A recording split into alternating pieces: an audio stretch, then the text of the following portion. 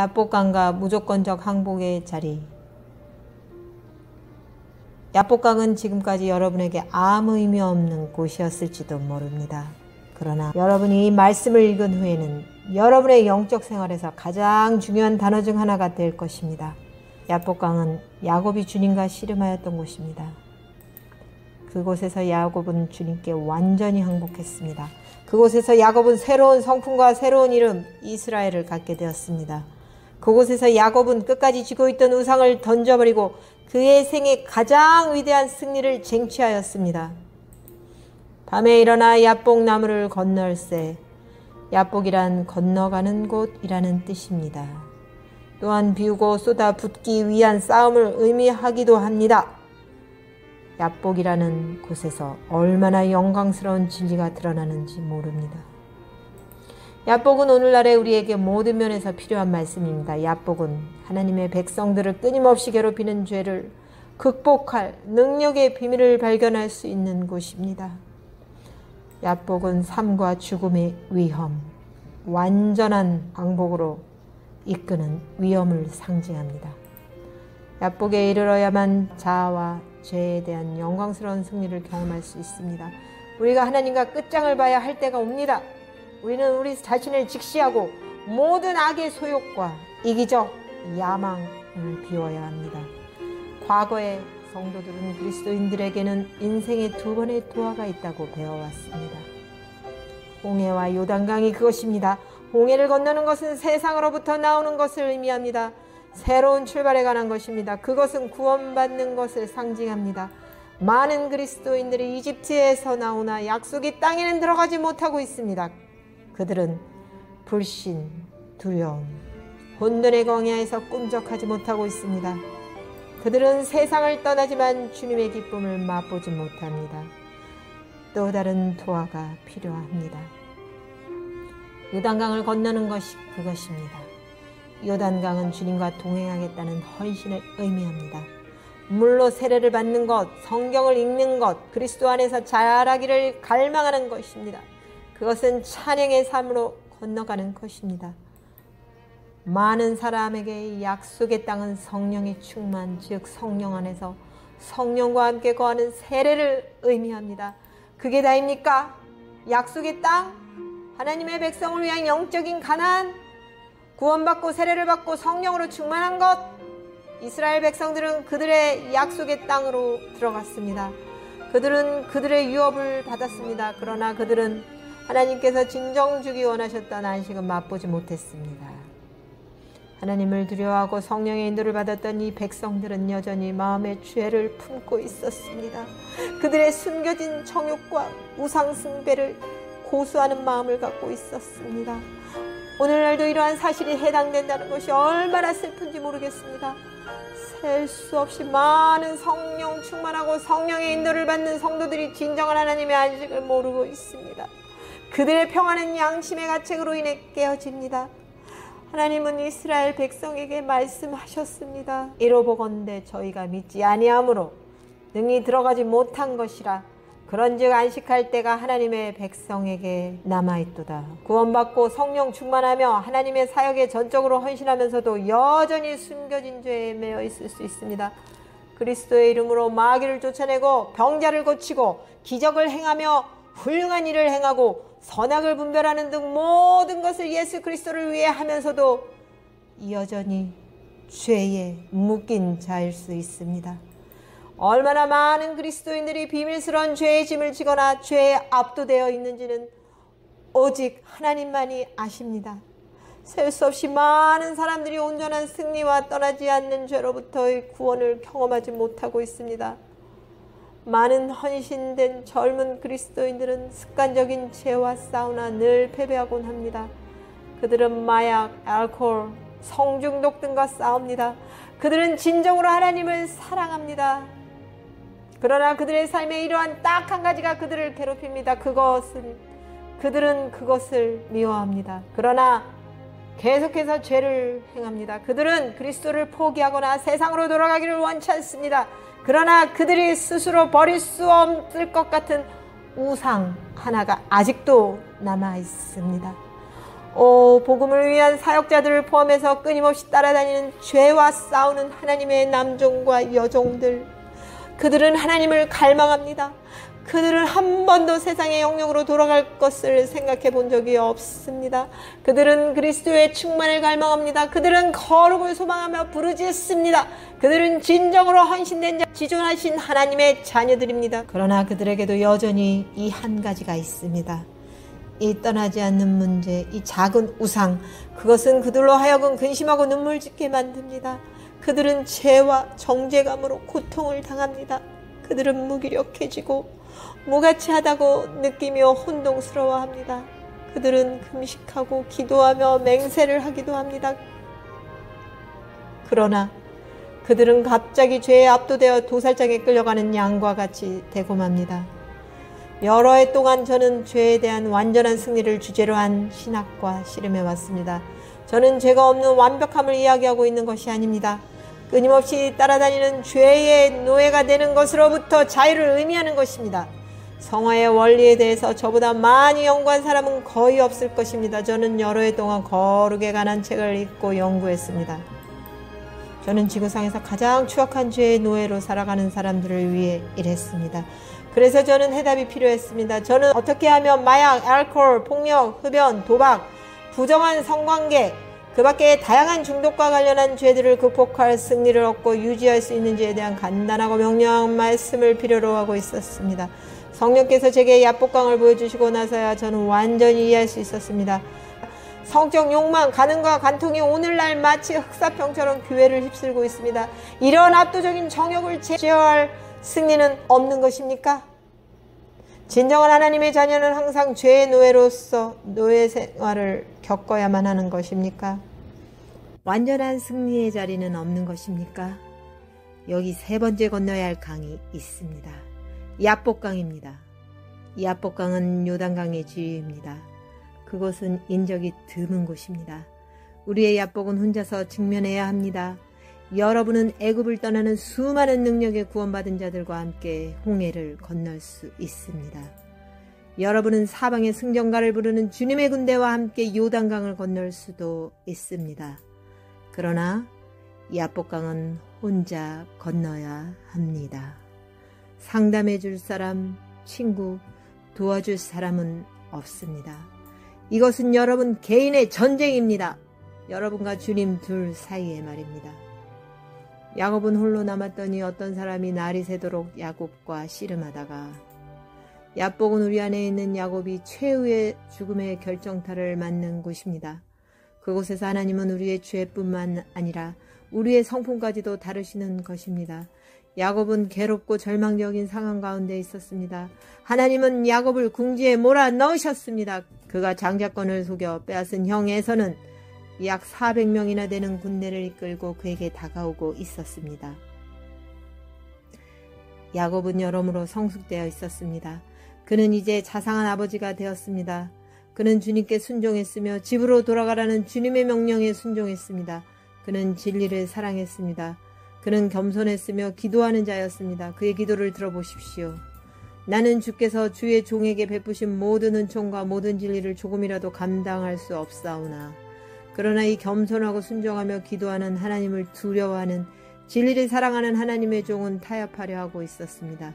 그는 그의 약대를 두 떼로 나누고 형의 마음을 누그러뜨리기 위해서 한 떼를 앞세워 보냈습니다. 그는 에서에게 끊임없이 염소, 낙타, 소, 양, 나귀 등과 같은 선물로 포격을 할 참이었습니다. 내가 형의 감정을 푼 후에 유아정책, 그것은 수많은 그리스도인들이 빨려들고 있는 것입니다. 요즘 이러한 얘기를 어디서나 들으실 수 있을 것입니다. 어쩔 수가 없어요. 나는 그러고 싶지 않은데 나는 내 죄를 증오해요. 그러나 아무리 노력을 거듭해도 결국은 굴복하고 실패하게 돼요. 그래서 점점 더 우리는 달래려고 합니다. 죄를 짓고 자백하고 울고 자백하고 빠져나갈 길을 생각해내려 합니다. 정당화, 변명, 계획, 모든 것이 수포로 돌아갑니다. 우리는 모든 정욕과 대항해서는 무기력해 보입니다. 순종, 기도, 진리를 구함, 겸손, 사랑, 온유, 하나님을 두려워함, 그러나 여전히 옥의 티가 남아있습니다. 아직도 가슴 깊은 곳에는 비밀스러운 저항이 남아 있습니다. 아직도 양보와 계획이 남아 있습니다. 아직도 이 우상이 남아서 완전히 항복하지 못하는 것입니다. 아직은 그리스도의 완전한 주권 아래 있지 않은 것입니다. 야복에서 어떤 일이 일어나야 하는지 보여드리겠습니다. 야복에서 종교성이 영성에 굴복함. 우리는 종교적이면서도 전혀 영적이지 않을 수 있습니다. 야곱은 베델에서 매우 신앙적인 경험을 했습니다. 꿈에 본즉 사닥다리가 땅 위에 섰는데 그 꼭대기가 하늘에 닿았고 또 본즉 하나님의 사자가 그 위에서 오르락 내리락 하고 하나님께서 그에게 나타나셔서 그와 언약을 맺으셨습니다. 그것은 물질적인 축복의 약속이었습니다. 너 누운 땅을 내가 너와 내 자손에게 주리니. 야곱은 외쳤습니다. 여호와께서 과연 여기 계시거늘. 야곱이 서원하여 가로되 하나님이 나와 함께 계시사 내가 가는 이 길에서 나를 지키시고 먹을 양식과 입을 옷을 주사 나로 평안히 아비 집으로 돌아가게 하시오면 여호와께서 나의 하나님이 되실 것이요. 이런 야곱의 계약이 친숙하게 들리지 않으십니까? 나를 축복하소서. 주님, 제 모든 일에 형통하게 하여 주옵소서. 제게 먹을 것을 많이 주옵소서. 저를 돌보아 주시옵소서. 그러면 제가 주를 섬기겠습니다. 제가 하나님께 드릴 수 있도록 제게 주십시오. 생각해 보십시오. 하나님께서 이 자리에 계시고 천국이 열려 있습니다. 천사들이 나타났습니다. 하나님께서 말씀하고 계십니다. 얼마나 초자연적인 신앙적인 경험입니까? 그러나 이 장면을 보고 야곱이 생각한 것은 고작 땅, 먹을 것, 의복, 부유함, 그리고 만사 형통뿐이었습니다. 그것은 순전히 신앙적 경험이었습니다. 베델은 우리 시대에 인기 있는 신앙인입니다. 야곱과 같이 우리의 탐욕스러운 영혼은 하나님의 약속을 물질적으로 해석합니다. 우리는 심지어 예수 그리스도의 속죄를 더럽히기까지 합니다. 매우 경건하게 들리는 말로 우리는 그리스도가 흘린 피의 능력에 관해 이야기합니다. 그러나 그들에게 구속은 단지 건강, 부, 축복, 그리고 가난의 저주로부터의 해방을 의미할 따름입니다. 그들의 눈은 십자가에서 그리스도의 승리에 대한 진정한 의미를 보지 못하고 있습니다. 죄를 정복한 그분의 능력, 희생, 고난, 주님 나라의 지상 임재를 위한 섬김의 자유, 필요하다면 고난을 견디는 것, 모든 것을 잃는 고통을 감수하는 것, 그리고 영원히 썩지 않을 멸류관을 얻는 것 말입니다. 베델에서 경배하고 있는 수많은 사람들은 무엇입니까? 베델의 약속만을 주장하며 베델에서 옴짝달싹 안 하고 있는 목사님들과 교사들은 무엇이죠? 저는 그들을 신앙인이라고 부릅니다. 어떤 이들은 신앙심이 매우 깊을 수도 있습니다. 야곱처럼 그들은 위대한 계시를 받거나 천사를 보거나 하나님의 음성을 들었을 수도 있습니다. 그러나 육체가 아직도 자리 잡고 있는 베델은 종교의 처소이지 진정한 영성은 아닙니다. 그것은 부분적인 계시일 따름입니다. 베델은 모든 축복을 다루는 반면 깊은 내면의 싸움은 무시합니다. 그것은 야곱의 본성은 다루지 않는 주님의 임재 가운데 있는 것입니다. 그러한 것들은 야복에서만 일어납니다. 야복은 완전한 항복이 이루어지는 처소입니다. 야복은 모든 끊어지지 않는 죄에 대한 완전한 승리가 이루어지는 곳입니다. 여러분은 필사적인 단계에 이르러야만 야복에 대한 준비가 되었다고 말할 수 있습니다. 여러분은 자아의 끝까지 다다라야 합니다. 여러분의 죄의 짐이 여러분의 삶과 죽음의 자리로까지 몰고 가야만 합니다. 야곱은 얼마나 큰 시련에 처했습니까? 한편에서는 에서가 그에게 다가오고 있었습니다. 그는 한 발자국도 움직일 수 없었습니다. 그야말로 완전한 벼랑 끝이었습니다. 기적이 일어나지 않으면 그는 죽은 목숨이었습니다. 그의 죄가 그를 사로잡았습니다. 지난 20년 동안 그는 형을 속이고 도망할 수 있었습니다. 그는 자신의 교활함 속임수에도 불구하고 목숨이 붙어 있었습니다. 그러나 예전처럼은 단 하루라도 더 이상 진행할 수 없었습니다. 야곱은 어쩔 수 없이 주님의 위대한 임재 앞에 자신을 드러내야 했습니다. 그리고 그가 어떤 자였는가 자신을 살펴봐야 했습니다. 밤새도록 그 전투는 계속되었습니다. 그는 구원을 원했습니다. 그 사람이 그에게 이르되 내 이름이 무엇이냐? 그가 가로되 야곱이니이다. 야곱은 자기 이름이 무슨 뜻인지 알고 있었습니다. 발꿈치를 잡은 자. 자기 영과 자신을 속이고 하나님의 불꽃 같은 눈으로부터 그것을 숨기려고 하는 자. 주님께서 야곱에게 말씀하시고자 하는 바는 이것입니다. 네가 어떠한 자가 되었는지 너 자신을 바라보아라. 이제 변명은 소용없다. 인생에 한 번은 현실을 직면해라. 진리를 내라. 목숨을 걸고 정직하라. 그렇지 않으면 승리는 없을 것이다. 그것으로부터 모두 억눌렸던 두려움과 고백이 나옵니다. 오 주님, 저는 사기꾼입니다. 저는 겉으로는 신앙심 깊은 자였지만 안으로는 사기꾼입니다. 저는 속이는 자입니다. 저는 너무 오랫동안 장난을 해왔습니다. 저는 제가 한 짓을 변명하고 저의 죄들을 정당화해 왔습니다. 용서해 주십시오. 오 주님, 야복에서 최후 사선을 직면하지 않고는 여러분을 끝까지 따라다니는 어떠한 죄도 이겨낼 수 없을 것입니다. 여러분의 죄에 대한 하나님의 의와 심판에 대한 두려움이 결국 여러분을 사로잡아야 합니다. 여러분은 여러분이 특별한 사람이 아니며 죄가 드러날 때나 심판의 때에 괜찮을 사람이 아니라는 현실을 직시해야 합니다. 여러분은 하나님께서 그 사랑으로 인해 완전히 순종할 마지막 기회, 마감 시한을 주셔야만 한다는 사실을 직면해야 합니다. 하나님의 은혜가 거두어지거나 하나님의 사랑과 자비가 제한된다는 뜻이 아닙니다. 하나님께서 여러분의 죄의 싹을 더 이상 쌓아두고만 계실 수 없는 때가 온다는 뜻입니다. 죄의 삭은 사망이요라는 말씀이 있습니다. 당신의 죄는 반드시 당신의 본성을 드러낼 것입니다. 여러분은 더 이상 거짓말로 쌓아온 삶을 살아갈 수 없다는 현실을 직면해야 합니다. 여러분이 얼마나 많은 축복을 받았던지, 얼마나 기름 부음을 받았던지, 얼마나 위대한 일들을 하나님의 이름으로 이루었던지 간에 하나님께서는 계속해서 죄를 짓도록 내버려두는 허가장은 발부하지 않으실 것입니다. 여러분은 순종하든지 폭로되든지 할 것입니다. 그리고는 여러분이 심은 것을 거둘 것입니다. 진리를 정면으로 대하십시오. 모든 추한 것들을 하나도 남김없이 상세히 고백하십시오. 오 주님, 저는 가늠한 자입니다. 저는 길거리에서 호객하는 매춘부나 동성연애자와 다를 바 없는 자입니다. 저는 당신의 교회에서 가장 추한 거짓말장이입니다. 저는 가족들을 속였습니다. 저는 사람들이 생각하는 그런 사람이 아닙니다. 저는 제 모든 것이 드러날 것을 압니다. 저는 제가 하고 있는 것에 대한 값을 지불해야 한다는 것을 압니다. 주님, 이 죄를 취하소서. 지금 가져가시옵소서. 이 끔찍한 짐을 하루라도 더 지지 않도록 하소서. 저를 자유케 하소서. 저는 연극을 하는데 지쳐버렸습니다. 야복에서 그리스도는 우리의 본성을 변화시킴으로써 우리를 따라다니는 죄로부터 우리를 구원하십니다. 그 사람이 가로되 내 이름을 다시는 야곱이라 부를 것이 아니요 이스라엘이라 부를 것이니 이는 내가 하나님과 사람으로 더불어 겨루어 이겼음이니라. 새로운 성품을 통한 이기는 능력. 이긴다는 뜻은 손을 높이 올리다, 승리, 우세함을 얻다라는 뜻입니다. 야곱은 승리가 자신의 순종에 달려있다는 것을 알았습니다. 왜냐하면 주께서 그의 항복을 받아주셨기 때문입니다. 우리 주님은 단순히 우리가 몇몇 죄들만을 정복하는 것에 관심이 없으십니다.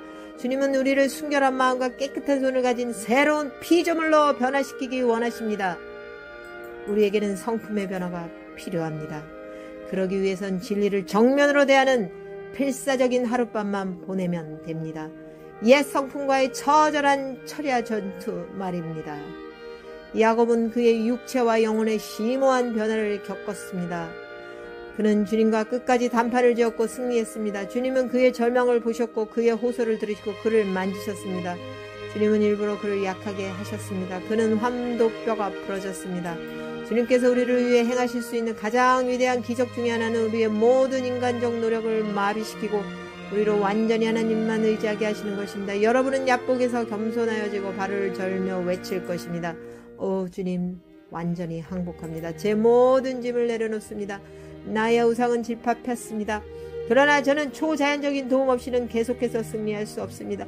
당신께서 저를 지금 이 완전한 순종의 자리로 이끌어 오셨습니다. 이제 제 헌신을 초자연적인 능력으로 지켜 주옵소서. 나로 당신의 완전한 뜻을 품으며 행하게 하옵소서. 야복은 천국이 열린 곳입니다. 하나님은 자신의 간사함을 제거하는 자들에게만 당신을 드러내십니다. 간사한 속임, 부정직, 비밀스러운 죄입니다. 예수님께서 12제자 중 하나인 나다나엘에게 하신 영광스러운 약속을 들어보십시오. 예수께서 나다나엘이 자기에게 오는 것을 보시고 그를 가리켜 가라사대 보라, 이는 참 이스라엘 사람이라. 그 속에 간사한 것이 없도다. 네가 무화과 나무 아래에 있을 때에 보았노라. 이보다 더 큰 일을 보리라. 또 가라사대 진실로 진실로 너희에게 이르노니 하늘이 열리고 하나님의 사자들이 인자 위에 오르락내리락 하는 것을 보리라. 나다나엘만이 이 영광스러운 약속을 받았습니다. 나다나엘, 너에게는 속임이나 정직하지 않은 것이 없다. 너는 열린 책이라. 숨겨진 죄의 역사가 없구나. 너의 삶에 거치는 것이 없구나. 너에게 하늘이 열릴 것이라. 너는 다른 사람들이 보지 못하는 것을 보리라. 완전한 계시가 너의 것이라. 너에게는 간사가 없기 때문이라. 우리 주님은 처절하게 주님의 마음을 우리에게 여기시기를, 우리를 모든 진리 가운데로 인도하시기를 갈망하십니다. 그러나 우리의 간사함이 그것을 방해합니다. 그래서 우리에게 약복이 그렇게 필요한 것입니다. 모든 마지막 남은 간사, 속임, 부정직의 잔재를 내려놓을 곳 말입니다. 그러면 하늘이 우리에게 열릴 것입니다. 우리에게서 주님의 얼굴을 숨기는 것은 진정 우리의 죄입니다. 야곱은 약복을 브니엘이라 했습니다. 브니엘은 하나님의 얼굴이란 뜻입니다. 그가 이르기를 내가 하나님과 대면하여 보았으나 내 생명이 보존되었다 함이더라. 야곱은 이제 영적인 사람이 되었습니다. 물질적 축복, 땅, 먹을 것, 의복, 성공은 더 이상 대화의 주제가 되지 않습니다. 그는 하나님을 배웠고 주님의 만지심을 받았습니다.